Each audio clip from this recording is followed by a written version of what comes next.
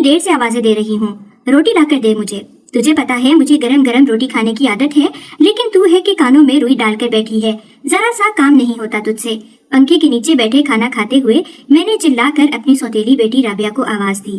وہ پسینے میں بھیگی بھاگتی ہوئی آئی اور کہنے لگی، اماں بس 1 منٹ روٹی بنا ہی رہی ہوں۔ میں نے غصے سے اس کی طرف دیکھا اور کہا کہ اب تجھے یاد آیا ہے، کھانا ٹھنڈا ہو گیا، چل کھانا بھی گرم گرم ڈال کے لا کے دے۔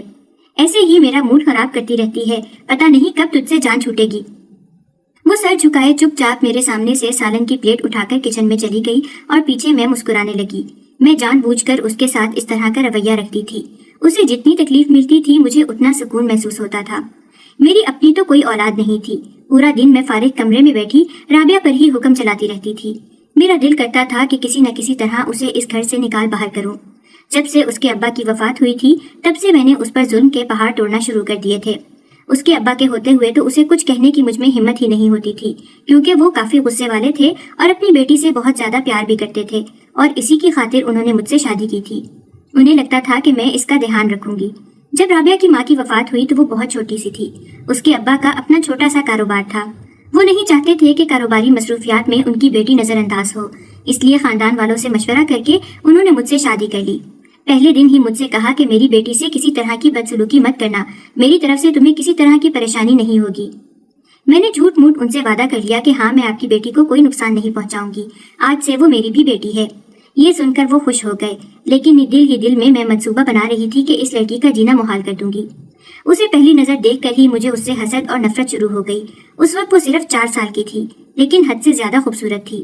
اس کی نیلی آنکھیں دیکھ کر تو ہر کوئی اس پر فدا ہوتا تھا۔ جب لوگ اسے پیار کرتے تو مجھے بہت زیادہ غصہ آتا تھا۔ میں ایک غریب گھرانے سے تھی، ایک کھاتے پیتے گھرانے میں شادی ہوئی تو ہواؤں میں اڑنے لگی، لیکن اپنی راہ کا کانٹا مجھے رابعہ نظر آتی تھی۔ میں خود واجبی سی صورت کی مالک تھی، مجھے برا لگتا سب لوگ اس کی تعریفیں کرتے ہیں۔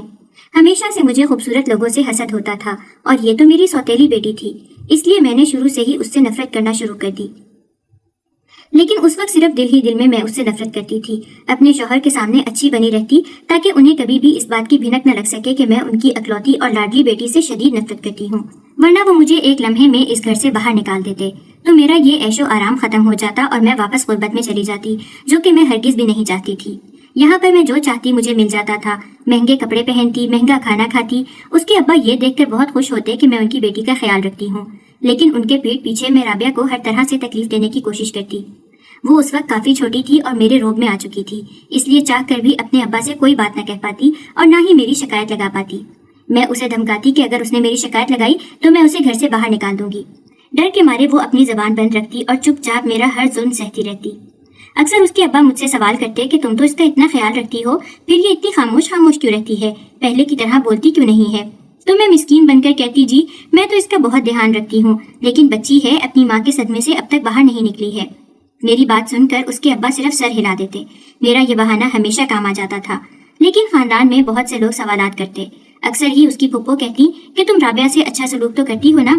ہر گزرتے دن کے ساتھ وہ بجھتی جا رہی ہے، ایسی تو وہ ہرگز بھی نہیں تھی۔ سب کے یہ کہنے پر مجھے غصہ آتا اور میں اپنا سارا غصہ اس معصوم پر نکال دیتی۔ ایک دن میں نے غصے میں اسے اتنا مارا کہ اس کے سر پر چوٹ لگ گئی۔ میں فوراً سے گھبرا گئی کہ اگر اس کے ابا نے یہ چوٹ دیکھ لی تو میری خیر نہیں۔ وہ اپنی بیٹی کے بارے میں بالکل بھی ڈھیل نہیں دیتے تھے، اب میں کیا کروں؟ پھر میں نے جھوٹ موٹ کا بہانہ بنایا اور فوراً سے اپنے ہاتھ پر بھی چوٹ لگا لی۔ جب اس کے ابا گھر پر آئے تو ہم دونوں کی چوٹ دیکھ کر پریشان ہو گئے اور فوراً سے رابعہ کی طرف بڑھے، کہنے لگے کہ بیٹی کیا ہوا ہے، تمہارے سر پر چوٹ کیسے لگی؟ مجھے شدید غصہ آیا کہ میرے ہاتھ پر بھی چوٹ لگی ہے، لیکن انہیں اپنی بیٹی کی زیادہ فکر ہے۔ میں نے نفرت بھری نگاہ سے رابعہ کو دیکھا، لیکن چہرے پر جھوٹی موٹی مسکراہٹ سجا دی اور کہا کہ ارے کچھ نہیں، بیچاری بچی کو اتنی بری چوٹ لگ گئی، دراصل یہ کھیلتے کھیلتے گر گئی تھی اور اس کے کھلونے کا کونا لگ گیا، مجھے پتا ہی نہیں چلا، میں نے اس کو بچانے کی بہت کوشش کی اور اس کوشش میں میرے ہاتھ پر بھی چوٹ لگ گئی ہے۔ کہتے ہوئے میں نے اپنی آنکھوں میں جھوٹ موٹ کے آنسو بھر لیے۔ رابعہ حیرت سے دیکھ رہی تھی، وہ جانتی تھی کہ اس کو میں نے مارا ہے، لیکن اپنے باپ کے سامنے خاموش رہی اور سر جھکا دیا۔ اس کے ابا نے مجھ سے کہا کہ تمہارا دھیان کہاں ہوتا ہے، تم بچی کی دیکھ بھال نہیں کر سکتی ہو کیا، اور خود کو بھی تم نے چوٹ لگا لی ہے، یہ سب کیا چل رہا ہے؟ کل سے ہی میں ایک ملازمہ کا بندوبست کرتا ہوں، گھر کے کام کاج وہی کیا کرے گا، تم بس رابعہ کا دھیان رکھنا۔ یہ سن کر تو میرے ہاتھوں کے طوطے اڑ گئے۔ اگر کوئی ملازمہ آ گئی تو پھر میں رابعہ پر ظلم کس طرح سے کر پاؤں گی؟ وہ تو سب کچھ اپنے مالک کو بتا ہی دے گی۔ میں نے اپنے شوہر کو منانے کی بہت کوشش کی کہ ہمیں ملازمہ کی ضرورت نہیں ہے، घर पर हम कितने ही लोग हैं। मैं घर का कामकाज खुद से करना चाहती हूँ और मैं कर भी लेती हूँ। आपको आज तक शिकायत का मौका नहीं दिया तो फिर आप मुलाजमा क्यों रखना चाहते हैं? मेरे शौहर ने मुझे देखा और कहा कि मुलाजमा की बात से तुम इतना घबरा क्यों रही हो? सब खैरियत तो है ना? एक मुलाजमा ही तो है। आजकल तो हर एक अपने घर में मुलाजमा रखता है, चाहे घर में जितने भी फर्द हों। और मैं तो आराम से रख भी सकता हूँ। मुलाजमा को तनख्वाह देने का मसला भी नहीं है। हमारे पास अच्छे पैसे हैं। मैं जल्द ही किसी अच्छी मुलाजमा का बंदोबस्त करता हूँ। ये कहकर वो फौरन से अंदर कमरे में चले गए। पीछे मैं गुस्से से राबिया को देखने लगी और उसका बाजू दबोच कर मैंने उससे कहा कि खबरदार जो तुमने अपने बाप के सामने मुंह खोला। जाओ जाकर अपने अब्बा से कहो कि हमें मुलाजमा की जरूरत नहीं है। अगर यहाँ पर मुलाजमा आई तो मैं तुम्हारा जीना हराम कर दूंगी। वो नन्ही सी बच्ची मेरी बात सुनकर रोने लग गई और भागती हुई अपने अब्बा के कदमों से लिपट गई। एक लम्हे को मुझे डर लगा कि कहीं वो रोते रोते सब कुछ न बता दे। उसके अब्बा ने उसे यूं अचानक रोते देखा तो फौरन से घबरा गए और कहने लगे कि बेटी क्या हुआ है, तुम इस तरह से क्यों रो रही हो? वो डरती हुई निगाहों से मेरी तरफ देखने लगी।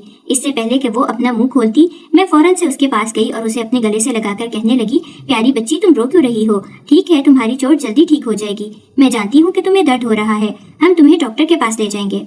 मेरा ये बदला रूप देखकर वो हैरान हो गई। वैसे उसे हैरान होने की जरूरत नहीं थी क्योंकि ये तो रोज का खेल था जो मैं खेल रही थी। राबिया के अब्बा ने कहा, हाँ तुम बिल्कुल ठीक कह रही हो, हम इसे डॉक्टर के पास ले चलते हैं। फिर हम लोग राबिया को साथ लिए डॉक्टर के पास चले आए। उसके अब्बा हमेशा उसे शहर के सबसे महंगे डॉक्टर के पास लेकर जाते थे, जिस वजह से मुझे शदीद तरीन चिढ़ चढ़ती थी। डॉक्टर ने जब उसे चेक किया तो कहने लगे कि लगता तो नहीं है कि किसी खिलौने से चोट लगी है। ये सुनकर मैं फौरन से घबरा गई। उसके अब्बा ने गजबनाक निगाहों से मेरी तरफ देखा और कहा कि सच सच बताओ मेरी बेटी को कैसे चोट लगी है। मैंने उनसे कहा कि आप मुझ पर क्यों गुस्सा कर रहे हैं? सच में उसे खिलौने से ही चोट लगी है। खेलते खेलते ही खिलौने के ऊपर गिर गई थी। मैं आपसे झूठ क्यों बोलूंगी? राबिया मुझे भी उतनी ही अजीज है जितनी आपको। मैंने आज तक कभी उसके साथ बुरा सलूक नहीं किया। मेरी आंखों में आंसू देखकर उन्होंने मेरी बात पर यकीन कर लिया। दिल ही दिल में मुझे राबिया पर शदीद गुस्सा आ रहा था, जिसकी वजह से मुझे इतनी ज्यादा तफ्तीश का सामना करना पड़ रहा था। ढेर सारी दवाइयां लेकर हम घर आ गए।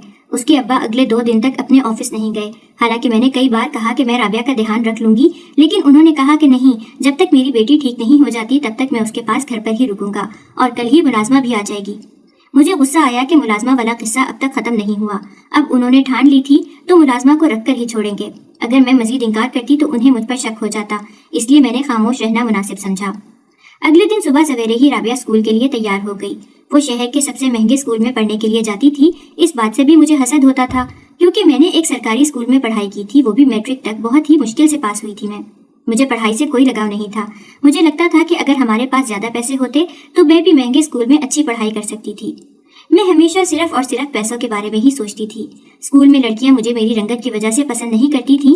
वहीं से मुझे हल्की रंगत वालों से नफरत होना शुरू हो गई और जब किसी को ज्यादा खूबसूरत देखती तो उससे हसद करने लग जाती थी। मैं किसी भी हाल में खुश रहने वाले लोगों में से हरगिज भी नहीं थी। शादी से पहले जो भी मुझे देखता तो कहता कि आजकल तो लड़के खूबसूरत लड़कियों से ही शादी करते हैं, तुम्हारा तो कहीं पर भी रिश्ता नहीं होगा, तुमसे तो कोई शादी नहीं करेगा। खानदान में भी मेरी उम्र की सारी लड़कियों की शादी हो चुकी थी। मेरी अम्मा हमेशा परेशान रहती। मेरी बाकी बहनें अच्छी रंगत की थीं। मैं उनसे भी हसद करती और अक्सर ही उनसे झगड़े किया करती थी, जिसकी वजह से अम्मा अब्बा मुझसे बहुत तंग रहते थे। अम्मा मुझे कई बार कहती कि घर के काम सीख लो, ये सब तुम्हारे काम आएगा, पढ़ाई तो करने का तुम्हें शौक है नहीं। मैंने अम्मा से कह दिया कि मुझे गरीबों के स्कूल में बिल्कुल भी नहीं पढ़ना है। अगर आप चाहती हैं कि मैं पढ़ाई करूं तो मुझे महंगे स्कूल में दाखिला दिलवाएं, मैं वहीं से पढ़ाई करूंगी। अम्मा मेरी बात सुनकर कहती, तुम्हारे अब्बा की फैक्ट्रियां लगी है ना जो मैं तुम्हें महंगे स्कूल में दाखिल करवाऊं? हमारे पास पैसे नहीं हैं। तुम्हारी बहनों की शादी भी करनी है। बहनों की शादियों के लिए अम्मा ने जहेज भी जमा करना शुरू कर दिया था और जब मेरी बहनों की शादियां तय हुई थी तो मुझे शदीद गुस्सा आता। मैं जानबूझकर उनकी शादी तुड़वाने की कोशिश करती, जिस पर मैं अपनी अम्मा से कई बार मार भी खा चुकी थी, लेकिन फिर भी सुधरी नहीं थी। जब भी घर में मेरी बहनों को देखने के लिए कोई रिश्ता आता, मैं जानबूझकर कोई न कोई ऐसी हरकत करती कि रिश्ते वाले बिना बात किए वहां से उठकर चले जाते। फिर उसके बाद अम्मा ने रिश्ते वालों को घर बुलाया ही नहीं, बल्कि सीधा खाला के घर में बुलाकर वहीं पर बातचीत करके रिश्ते तय कर दिए। मुझे सख्त गुस्सा आया और मैंने कहा कि मैं शादी में शरीक नहीं होंगी। अम्मा कहने लगी कि तू शरीक हो या ना हो, शादी तो होकर रहेगी। कैसी बहन है तू, अपनी ही बहनों का रिश्ता तड़वाने की पूरी कोशिश करती रहती है। मैं तो इस बात से परेशान हूँ कि कोई तेरे लिए भी इस घर में रिश्ता देकर आएगा या नहीं। कितनी बार कहा है कि पूरा दिन पलंग पर बैठकर पलंग तोड़ने के बजाय घर के कामकाज में मेरा हाथ बटा दिया कर। अम्मा के बार बार कहने पर मैंने कहा ठीक है, मैं घर के कामकाज सीख लूंगी। और उस दिन के बाद से जबरदस्ती ही सही, लेकिन मैं कामकाज सीखने लगी। मेरी उम्र 25 साल हो चुकी थी, लेकिन अभी तक एक भी रिश्ता नहीं आया था। अम्मा हमेशा मेरे लिए परेशान रहती थी। अक्सर औकात मेरी बहनें कोई ना कोई रिश्ता लेकर आती रहती थीं, जिन्हें मैं ये कहकर ठुकरा देती थी कि ये लोग जानबूझकर गरीब लोगों में मेरा रिश्ता करना चाहती हैं ताकि मैं सारी जिंदगी रो रो कर गुजारूं। खुद तो ये अच्छे खानदानों में शादी होकर गई हैं, मुझसे क्या दुश्मनी है, मेरे लिए भी तो अच्छा रिश्ता लेकर आए। अम्मा बोलती तो कितनी नाशुक्री है, गरीब लोग हों या अमीर हों इससे क्या फर्क पड़ता है। मगर मेरे नजदीक तो बहुत फर्क पड़ता था। मैं हर चीज को पैसों से तोलती थी। मुझे अपने इस मोहल्ले से शदीद नफरत थी जहाँ सब गरीब लोग रहते थे। इसी वजह से मैंने किसी को दोस्त भी नहीं बनाया था। मैं चाहती थी कि कोई अमीर लड़की मुझसे दोस्ती करे, लेकिन ऐसा होना शायद मुमकिन नहीं था। एक दिन रिश्ते करवाने वाली खाला अम्मा के पास आई और कहने लगी कि एक रिश्ता है तो सही, लेकिन लड़का पहले से शादीशुदा और एक बेटी का बाप है। उसकी बीवी को गुजरे कुछ ही अरसा हुआ है, अपनी नन्ही बच्ची के लिए वो दूसरी शादी करना चाहता है। अच्छा खासा खाता पीता घराना है, अगर तुम चाहो तो तुम्हारी बेटी की बात यहाँ चला दूं। अम्मा ने सुनकर फौरन से मना कर दिया और कहा कि हरगिज नहीं, मेरी बेटी की शादी किसी कवारे मर्द से ही की जाए तो बेहतर होगा। मैं इसके मिजाज को अच्छे से जानती हूँ। लेकिन जब ये बात मेरे कानों में पड़ी तो मुझे शदीद गुस्सा आया और मैंने अम्मा से कहा कि क्यों तुम मेरी खुशियों की दुश्मन बनी है। अम्मा हैरत से बोली, अब मैंने क्या किया है? मैंने अम्मा से कहा कि तूने इस रिश्ते को इनकार क्यों कर दिया? अम्मा बोली, वो पहले से शादीशुदा है और उसकी एक बेटी भी है।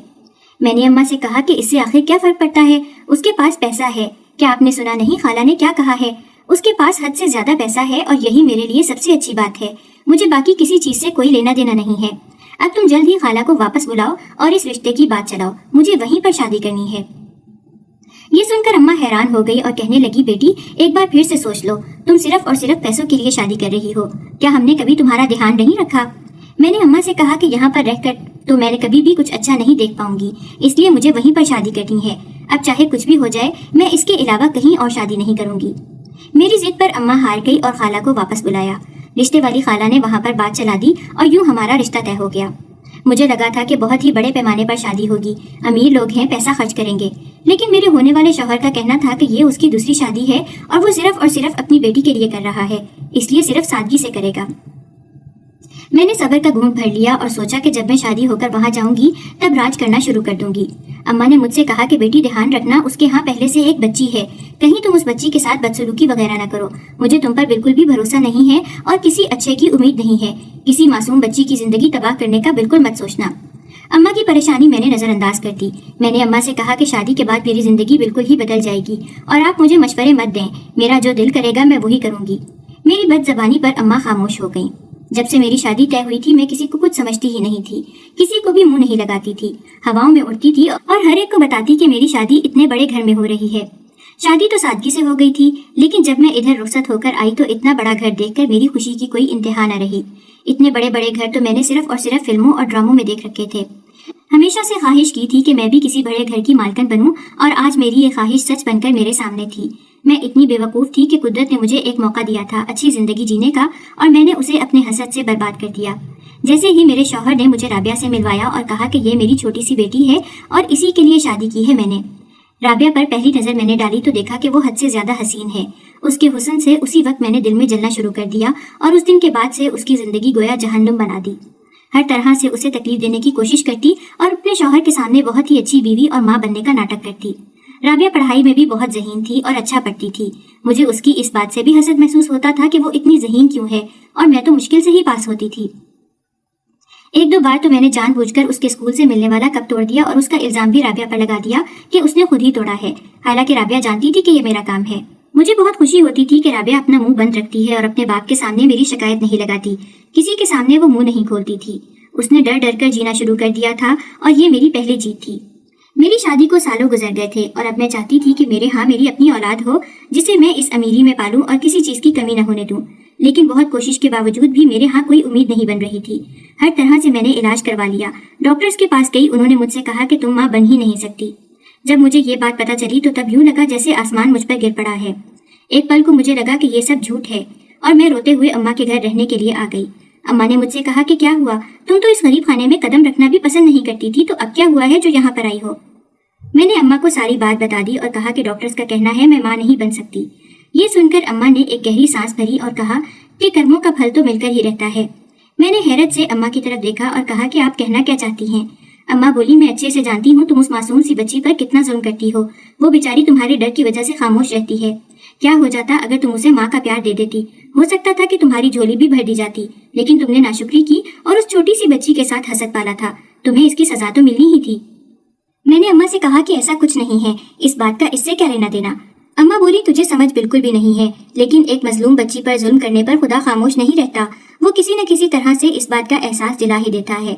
देख, तेरी कोख अब सूनी रह गई है, अब भी वक्त है उस बच्ची को दिल से अपना ले। उससे हसद करके तुझे क्या मिलेगा, उसे देख कर ही प्यार आता है।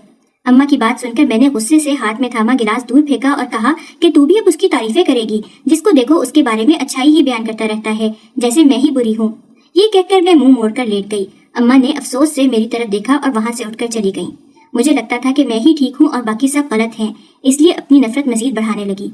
वक्त गुजरता गया और राबिया मैट्रिक में पहुंच गई। उस दौरान उसके अब्बा ने कई बार घर में मुलाजमा रखी और मैं किसी न किसी बहाने से उसे निकाल देती, क्योंकि मुलाजमा के होते हुए मुझे राबिया पर अपनी इजारादारी कायम करने का मौका ही नहीं मिल पाता था। एक दिन उसके अब्बा के ऑफिस से फोन आया कि उनकी तबीयत बहुत ज्यादा खराब हो गई है, उन्हें अस्पताल पहुंचा दिया गया था। हम वहां गए तो देखा कि वो आखिरी सांसें ले रहे थे। अचानक से हार्ट अटैक आने की वजह से वो गिर पड़े थे। मैं खामोशी से बैठी थी और राबिया पास बैठे रोए जा रही थी। उसके रोने पर मुझे शदीद गुस्सा आ रहा था, लेकिन मैं खामोश थी। काश अपने अब्बा की जगह यही मर जाती, कम से कम मेरी जिंदगी में थोड़ा सा सुकून तो आता। उसे देखते ही मैंने नफरत से सोचा। उसके अब्बा का जनाजा लिए हम लोग घर चले आए। कुछ दिन तक घर पर लोग ताजियत के लिए आते रहे। उसके बाद जब मामलात ठंडे पड़ गए तो मैंने राबिया से कहा कि अब तुम्हें पढ़ाई करने की कोई जरूरत नहीं है। ये सुनकर राबिया खौफजदा हो गई और कहने लगी कि अम्मा, मुझे पढ़ाई की इजाजत दे दें, मुझे आगे पढ़ना है, कुछ बनना है। अब्बा की बड़ी ख्वाहिश थी कि मैं पढ़ाई करूं। मैंने गुस्से से उसके बालों को पकड़ा और कहा कि तुम्हारे अब्बा अब नहीं रहे हैं, उनके साथ उनकी ख्वाहिशें भी मर चुकी हैं। अब वही सब होगा जो मैं चाहूंगी और तुम वही करोगी जो मेरा हुक्म होगा। उस दिन के बाद से मुझे उस पर हुक्म चलाने की और उसे तकलीफ पहुंचाने की खुली छूट मिल गई थी। मैं उस पर हर तरह का जुल्म करती। उसके अब्बा का कारोबार मुकम्मल तौर पर तबाह होता जा रहा था, लेकिन मुझे इस बात की कोई फिक्र नहीं थी। एक दिन वकील साहब मेरे पास आए और उन्होंने मुझे बताया कि राबिया की माँ भी दरअसल एक बड़े घराने से थी और राबिया के नाम अच्छी खासी जायदाद करके गई थी। वो सब जायदाद के पेपर्स मेरे पास ही हैं। मैंने वकील को अपने साथ मिलाया और झूठे पेपर्स बनवा लिए, जिसके जरिए तमाम जायदाद मेरे नाम हो गई। राबिया ये सब देखते हुए खामोश रही और उसने अपने मुंह से एक लफ्ज भी ना निकाला। लेकिन उसकी फुप्पो को जब ये सब पता चला तो वो मेरे घर आई और कहने लगी कि तुम्हारी हिम्मत कैसे हुई राबिया की माँ की जायदाद पर कब्जा जमाने की। उस जायदाद से तुम्हारा कोई लेना देना नहीं है। भाई के हिस्से में से जो तुम्हारी जायदाद बनती है वो तुम्हें मिल जाएगी, इससे ज्यादा कुछ भी नहीं। और फिर किसी न किसी तरह से उसकी फुप्पो ने एक अच्छा वकील करके सारी की सारी जायदाद राबिया के नाम करवा दी और मुझे मेरा जो थोड़ा बहुत हिस्सा बनता था वो दे दिया। मुझे शदीद तरीन गुस्सा आ रहा था। राबिया को अपनी माँ और बाप दोनों की तरफ से हिस्सा मिला था। हालांकि मुझे भी अच्छा खासा हिस्सा मिला था, लेकिन मैं उसमें खुश नहीं थी। मुझे मजीद की चाहत थी। मेरी हिर्स खत्म ही नहीं हो रही थी। मैं हर वक्त सोचती रहती कि किसी तरह राबिया से उसकी जायदाद हत्या लूं, लेकिन उसकी फुप्पो ने सारे कागजात एक महफूज जगह पर रखवा दिए थे, जिसके बारे में मुझे कुछ भी इल्म नहीं था। बहरहाल मैंने घर पर राबिया पर खूब जुल्म करने शुरू कर दिए। जरा जरा सी चीज के लिए उसे परेशान करती। गर्मी में उसे किचन में खड़ा करके रोटी वगैरह बनवाती और बार बार उसे तंग करती। वो बेचारी कुछ भी न कह पाती।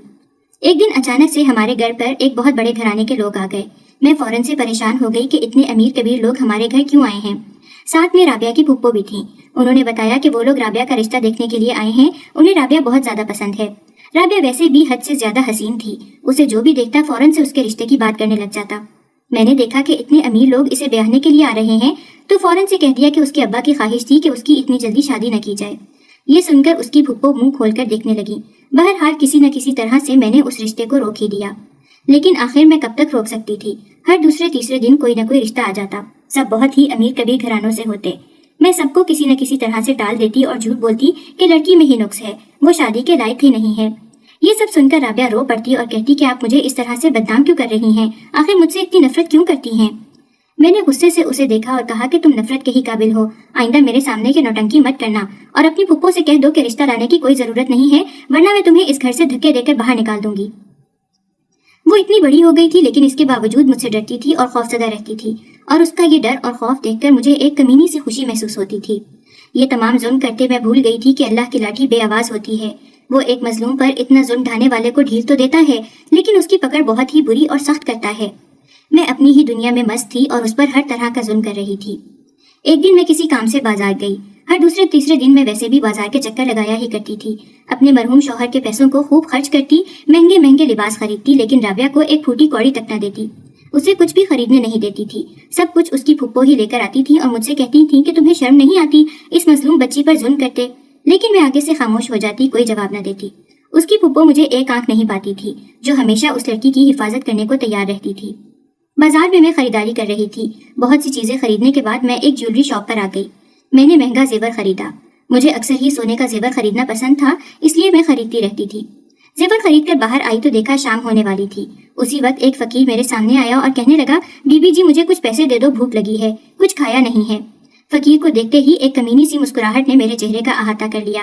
میں نے سوچا کہ کیوں نہ اس فقیر کو اپنے جال میں پھنسایا جائے اور رابعہ کی مشکل زندگی کو مزید مشکلات کا شکار بنا دیا جائے۔ یہی سوچ کر میں نے اس فقیر سے ہمدردی کا ناٹک کیا اور اس سے کہا کہ آؤ، میں تمہیں اپنے ساتھ اپنے گھر لے کر چلتی ہوں اور تمہیں کھانا بھی کھلاؤں گی اور پیسے اور کپڑے بھی دوں گی۔ میری بات سنتے ہی فقیر خوشی سے نہال ہو گیا اور فوراً سے میرے ساتھ گاڑی میں آ کر بیٹھ گیا۔ میں اسے ساتھ لیے اپنے گھر میں چلی آئی۔ رابعہ نے جب میرے ساتھ ایک فقیر کو دیکھا تو حیرت سے کہنے لگی، اماں یہ کون ہے؟ میں نے اس سے کہا، اپنا منہ بند رکھو اور جاؤ اچھا کھانے پینے کو لے کر آؤ اور اس کے لیے اچھے کپڑے بھی دو۔ میں نے فقیر کو صاف ستھرے کپڑے پہننے کو دیے اور اسے اچھا کھانا دیا، جسے وہ جلدی جلدی کھا رہا تھا۔ میں نے اس سے کہا کہ دیکھو، اگر تم میری بات مانو گے تو میں تمہیں اچھا خاصا پیسہ دوں گی۔ فقیر کہنے لگا، ایسی کون سی بات ہے؟ میں نے رابعہ کی طرف اشارہ کیا اور کہا کہ یہ میری بیٹی حد سے زیادہ حسین ہے، اگر تم چاہو تو میں اس کی شادی تم سے کر سکتی ہوں۔ یہ سنتے ہی اس فقیر کی آنکھیں چمک اٹھیں اور وہ فوراً سے راضی ہو گیا۔ رابعہ حیرت سے یہ دیکھ رہی تھی اور کہنے لگی، میں اس فقیر سے شادی کروں گی؟ آپ نے میرے اتنے اچھے اچھے رشتے ٹھکرا دیے اور اب ایک فقیر سے میری شادی کر رہی ہیں۔ آخر آپ کرنا کیا چاہتی ہیں؟ میں تو اسے جانتی تک نہیں ہوں۔ اگر اس نے مجھ سے برا سلوک کیا تو میں نے زور سے ہنستے ہوئے کہا کہ مجھے اس بات کی کوئی پرواہ نہیں ہے، مجھے تو صرف تم سے چھٹکارا چاہیے اور میں یہی چاہتی ہوں کہ تمہارے ساتھ برا سلوک کیا جائے، تمہاری باقی کی زندگی بھی تباہ و برباد ہو جائے۔ ویسے بھی ہر دوسرے تیسرے دن تمہاری پھپھو کوئی نہ کوئی رشتہ لے کر آ رہی ہوتی ہیں، تمہاری شادی کر دوں گی تو یہ قصہ بھی ختم ہو جائے گا اور تمہاری پھپھو سے بھی جان چھوٹ جائے گی۔ میری بات سن کر رابعہ رونے لگ گئی، لیکن میں نے اپنی منمانی کر کے ہی دم لیا اور بنا کسی کو بتائے فوراً سے مولوی بلا کر رابعہ اور اس فقیر کی شادی کروا دی۔ بہت ہی کم لوگ اس شادی میں شریک ہوئے تھے۔ رابعہ کی پھپھو کو جب تک پتہ چلا تب تک نکاح ہو گیا تھا۔ وہ بھاگی بھاگی گھر آئی اور کہنے لگی کہ تم کیا کر رہی ہو؟ تمہیں شرم نہیں آئی؟ کم سے کم ہم لوگوں سے بات چیت تو کر لیتی، لیکن تم نے یہ سب کرنا بھی ضروری نہیں سمجھا۔ ہم اس کے رشتہ دار ہیں، ہم مر نہیں گئے تھے۔ کتنے اچھے اچھے اس کے رشتے آئے تھے اور تم نے سب کو ٹھکرا کر ایک فقیر سے اس کی شادی طے کر دی۔ کیسی عورت ہو تم؟ اس کی پھپھو اب جتنا بھی شور کر لیتی لیکن کر تو کچھ بھی نہیں سکتی تھی۔ بہرحال میں نے اس فقیر کے ساتھ اپنی سوتیلی بیٹی کو گھر سے نکال دیا اور کہا کہ دوبارہ یہاں پر واپس مت آنا، اس گھر کے دروازے تمہارے اوپر ہمیشہ ہمیشہ کے لیے بند ہیں۔ رابعہ بہت روئی، لیکن میں مزے سے جا کر اپنے بستر پر لیٹ کر سو گئی۔ صبح اٹھی تو بہت ہی اچھا محسوس کر رہی تھی۔ اس گھر میں رابعہ نہیں تھی، یوں لگ رہا تھا جیسے کسی انچاہی چیز سے مجھے چھٹکارا مل گیا ہے۔ میری بلا سے فقیر اسے کہیں پر بھی لے گیا ہو، ویسے بھی وہ فقیر ہے، کسی سڑک کنارے ہی پڑا رہتا ہوگا۔ اس لڑکی کو اپنے حسن پر ناز تھا نا، اب کسی سڑک کنارے ہی اس فقیر کے ساتھ پڑی رہا کرے گی اور بھیک مانگے گی۔ یہ سوچتے ہوئے میں زور زور سے ہنسنے لگی۔ مجھے بہت ہی اچھا محسوس ہو رہا تھا، میری خوشی کا کوئی ٹھکانہ نہیں تھا۔ پورا ہفتہ میں نے بہت ہی خوشی میں گزارا۔ رابعہ کہاں ہے، کیسے رہ رہی ہے، مجھے کچھ نہیں پتا تھا اور نہ ہی میں یہ سب جاننے میں کوئی دلچسپی رکھتی تھی۔ لیکن اس کی پھپھو آئے روز آ کر مجھے پریشان کرتی تھی اور کہتی تھی کہ جاؤ اس فقیر کو ڈھونڈو، تم کہاں سے لے کر آئی تھی؟ اس فقیر کو ہماری بچی پتہ نہیں کہاں پر رل رہی ہوگی۔ اور میں بیٹھ کر منہ بناتی اس کی باتیں سنتی رہتی۔ یہ سب کرتے ہوئے میں اس بات سے بالکل ناواقف تھی کہ میری پکڑ کا وقت آ چکا ہے۔ ایک دن میں رات کو سو کر اٹھی تو دیکھا کہ میرے پورے جسم پر دانے ہی دانے نکلے ہوئے تھے اور ان دانوں سے پیپ بہہ رہی تھی۔ یوں اچانک سے راتوں رات میرے چہرے پر دانے کہاں سے آ گئے؟ میں حیران ہوئی اور فوراً سے ڈاکٹر کے پاس بھاگی۔ ڈاکٹر نے مجھے بہت سی دوائیاں دی لیکن کوئی دوائی کام نہیں آ رہی تھی، یہاں تک کہ میرے جسم سے بدبو آنے لگ گئی۔ اتنی بری بیماری لگ گئی تھی کہ میں کسی کو شکل دکھانے کے قابل بھی نہیں رہی تھی۔ لوگ مجھ سے دور بھاگتے تھے۔ تکلیف کی وجہ سے میں اٹھ کر کوئی کام بھی نہیں کر پاتی تھی، نہ ہی اپنے لیے کھانا بنا کر کھا پاتی تھی۔ ملازمہ رکھی تو وہ میری بدبو کی وجہ سے بھاگ گئی۔ کچھ دن یوں ہی شدید ترین تکلیف میں گزر گئے۔ ڈاکٹرز نے مجھے جواب دے دیا اور کہا کہ اس سب کا کوئی علاج نہیں ہے، ہم تھک گئے ہیں، ہمیں اس بیماری کی کوئی وجہ سمجھ میں نہیں آ رہی ہے۔ میں نے بہت دم درود بھی کروایا لیکن کوئی فائدہ نہیں ہوا۔ ایک دن مجھے خواب میں رابعہ نظر آئی۔ جب شادی کروا کر میں نے اسے گھر سے نکالا تھا تو اس وقت اس نے روتے ہوئے مجھ سے کہا تھا کہ اللہ آپ سے اس ظلم کا بدلہ ضرور لے گا۔ اس دن خواب میں مجھے رابعہ کو دیکھ کر یہ بات یاد آ گئی اور پھر مجھے لگا کہ واقعی میں نے اس پر جتنا ظلم ڈھایا تھا اس سب کی سزا مجھے مل رہی ہے۔ اماں نے مجھے کتنا سمجھایا تھا کہ اپنے لیے گھڑا مت کھودو، لیکن میں نے کسی بات کی کوئی پرواہ نہیں کی۔ اب مجھے رابعہ کو کسی نہ کسی طرح سے ڈھونڈ کر اس سے معافی مانگنی ہی تھی۔ یہ سب بھی میں صرف اور صرف اپنے لیے کر رہی تھی۔ اگر مجھے موقع ملتا تو میں دوبارہ اس پر ظلم کرنے سے نہ چوکتی، لیکن اس وقت مجھے صرف اور صرف اپنے یہ دانے ٹھیک کرنے تھے، اس لیے اس کے سامنے جھکنے میں مجھے کوئی مسئلہ نہیں تھا۔ ایک بار میں ٹھیک ہو جاتی تب میں اسے دیکھ لیتی۔ میں نے اس فقیر کو ڈھونڈا، لوگوں سے پتا چلا کہ وہ یہیں قریب میں رہتا ہے۔ उसे ढूंढते ढूंढते मैं एक बड़े से इलाके में पहुंच गई। यहाँ काफी अमीर लोग रहते थे। मुझे हैरत हुई कि उस फकीर का यहाँ पर क्या काम। फिर सोचा कि शायद वो किसी के घर में कामकाज करने लग गया हो। अपने मतलूबा पते पर पहुंचकर मैंने चौकीदार से कहा कि मैं राबिया से मिलने आई हूँ, वो मेरी बेटी है। मेरी हालत देखकर उसने अपने मुंह पर फौरन से रुमाल रख दिया और कहा कि मैं बीबी से पूछकर बताता हूँ। अंदर फोन करके उसने पूछा और कहा कि आप अंदर जा सकती हो। जैसे ही मैं अंदर गई तो देखा कि सामने बड़े से सोफे पर राबिया बहुत ही बेहतरीन लिबास पहने बैठी थी। ये देखकर मेरी आंखें फटी की फटी रह गईं कि इस महल नुमा घर की मालकिन दरअसल राबिया ही है। मुझे हैरत हुई कि एक फकीर से शादी करने के बाद वो इतने बड़े घर की मालकिन कैसे बन गई। कुछ समझ ही नहीं आया। इसी वक्त वो फकीर भी वहां आ गया। वो बिल्कुल ही बदला हुआ लग रहा था, इतना खूबसूरत कि कोई भी लड़की उस पर फिदा हो जाए। मैंने दोनों से पूछा कि आखिर माजरा क्या है, तो मुस्कुराते हुए उस फकीर ने मुझसे कहा कि दरअसल तुम तो मेरे खेल का शिकार हो गई थी। मैंने राबिया को बहुत पहले देखा था। दरअसल ये मेरी फुप्पो की अकलौती बेटी थी। मैं इसके मामू का बेटा हूँ। हम लोग बाहर मुल्क में रहते थे। अपनी फुप्पो की वफात पर मैं नहीं आ सका, लेकिन बीच में एक बार आया था, तब मुलाकात नहीं हो सकी थी। बस एक बार बाजार में मैंने उसे देखा था और उस वक्त उसका हुस्न देखकर मैं उस पर फिदा हो गया। ये मुझे बहुत ही खूबसूरत और मासूम लगी। फिर मुझे अंदाजा हुआ कि आप उस पर कितना जुल्म करती हैं। मैंने छुपकर नजर रखना शुरू कर दी। उन्हीं दिनों उसके अब्बा की वफात हो गई। मैं उसकी फुप्पो से मिला और मुझे पता चला कि आपने उसकी जिंदगी अजीरन कर रखी है और कहीं पर भी उसका रिश्ता नहीं होने दे रही। मैं समझ गया था कि आप किसी गरीब इंसान से इसका रिश्ता तय करना चाहती हैं, इसलिए आपका पीछा करना शुरू कर दिया और बाजार में आपसे फकीर बनकर मुलाकात की और राबिया को शादी करके इस बड़े से घर में ले आया। आपको क्या लगा था कि आप जुल्म करके बच जाएंगी, लेकिन खुदा का कहर तो आप पर नाजिल हो ही गया है और अब भी आप सिर्फ अपने मतलब के लिए यहाँ पर आई हैं। मैं सब जानता हूँ, यहाँ से निकल जाएं। मैंने राबिया से कहा कि हाँ, मुझे तुमसे शदीद तरीन नफरत है और अब भी करती हूँ और हमेशा करती रहूंगी। नहीं माफ करना तो मत करो।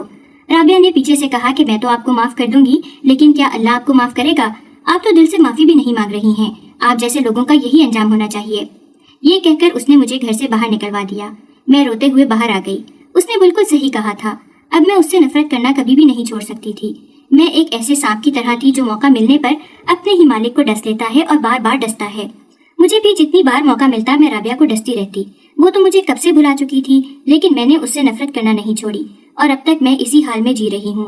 मेरी बीमारी का कोई इलाज नहीं है और रोज की ये तकलीफ मुझे बेहाल करती जा रही है, लेकिन मेरे अंदर का हसद खत्म नहीं हो रहा। ये मुझे मुसलसल जलाए जा रहा है।